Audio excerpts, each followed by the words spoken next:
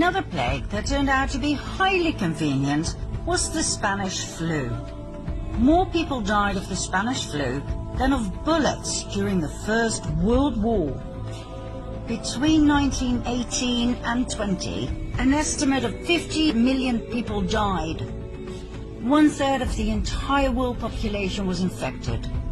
It is believed to be the greatest pandemic the world has ever experienced, worse even than the medieval Black Death. There are several very interesting things about the Spanish flu. First of all, it didn't start in Spain. Secondly, it wasn't a flu. There's more, but let's start with these two, shall we? If it didn't start in Spain, then where did it? In the US. If it wasn't a flu virus, what was it? It was a bacteria that caused severe and in most cases lethal pneumonia. According to a 2008 National Institute of Health paper, bacterial pneumonia was the killer in a minimum of 92.7% of the autopsies reviewed. So why do we call it the Spanish flu? As a decoy, a smokescreen to hide the truth. Why? Because the truth is so hideous. Most people prefer to hear a convenient lie. The first cases of bacterial pneumonia in 1918 trace back to a military base in Fort Riley, Kansas.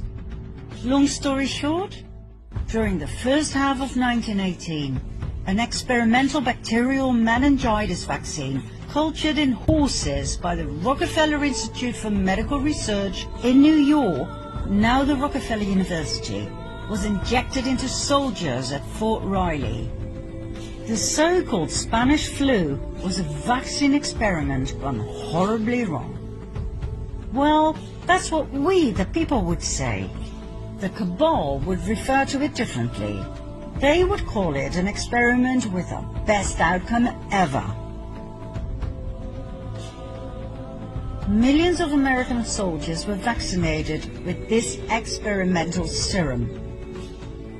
2 million of them went overseas.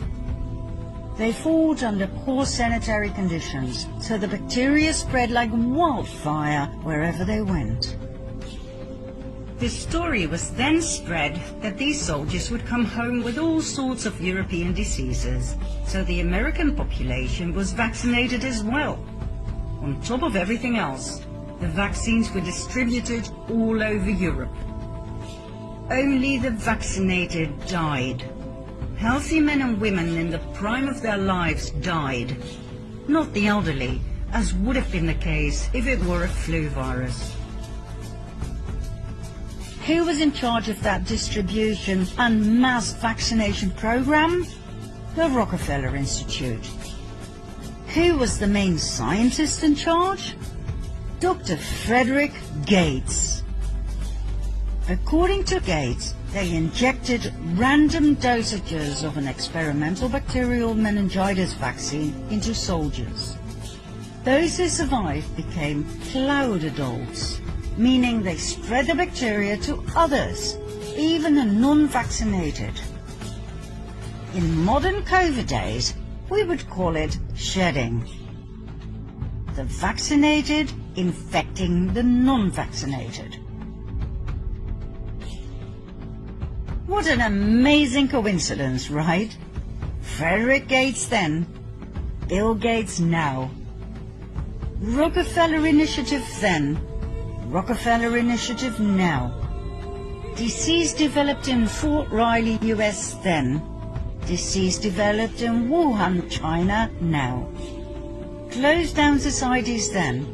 Closed down societies now. Cloud adults then. Shedding now. All for our own good, our own safety. Back then. And now.